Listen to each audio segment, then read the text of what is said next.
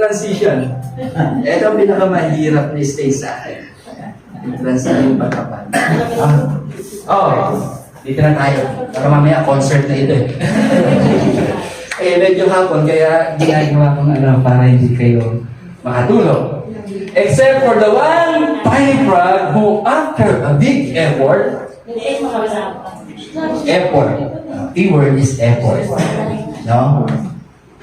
Kahit nasaan ka, nasa barangay ka man, nasa bahay, may nakakakita ng effort mo.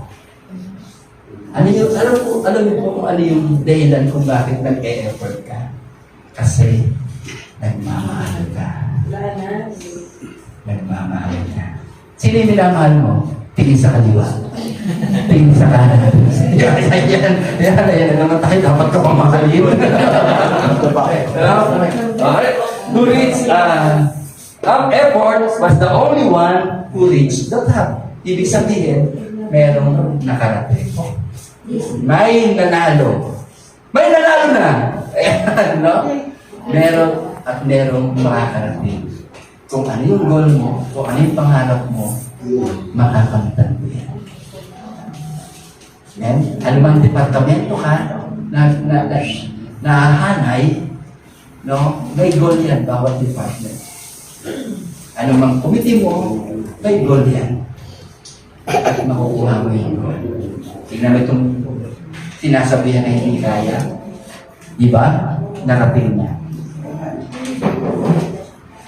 Then, ito na. Then, all of the other tiny frogs naturally wanted to know how this one frog managed to do it. No? Nagtataka sila, bakit mas malaki ba ako doon? Mas malaki katawan ko. Mas ako, condition ako, pero nakarating ako, hindi ko na kaya. Anong sekreto? No? Tanong mo siya, tanong mo katabi mo, ano yung sekreto mo? Bakit nandito ka? May mga sekreto eh, no?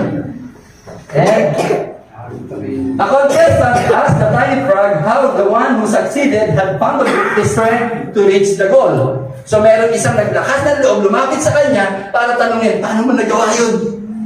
Si Sakuragi nga, nakashoot eh. Amen? Si Sakuragi nga, kala nila, rebound lang ang kayang gawin eh. Pero, dumakdak. Sakit ng kalaban. No? Eto, tinanong. It turned out that the winner was, sabay-sabay nating basahin. Nababasa niyo naman dyan eh.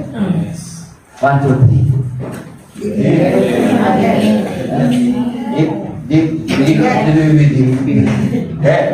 Ano yung de? Bingin. Mga paninira. Ito ha. Tingnan ito. Maganda na yun. The wisdom of this story is, nabasa ko sa Prime News. Meron din pala silang Yabio. Ayan. The wisdom of this story is, ito. Never listen to other people's tendency to be negative or pessimistic. No? Alam ko, nung nag-aaral pa lang kayo, siguro meron nasasabi, bobo ka, hindi ka makakatapos. Ini-small yung kakayanan mo. Judgmental nga eh. Ikaw, tanong, kaya mo ba yun? Diba? Ikaw, lupoy, anong alam mo sa batas? Lubog ka, anong alam mo sa katalungang KP? Katalungang pambarangay? Meron ganoon? Ayan, hindi ka sasabing ganoon. Ano sabi dito? Huwag nating pakikinggan. Magtengang kawali ka sa mga pagkakataon ngayon. No? Magtengang kawali ka. Bakit daw? Huwag nating pakikinggan. Because they take your most wonderful dreams and wishes away from you.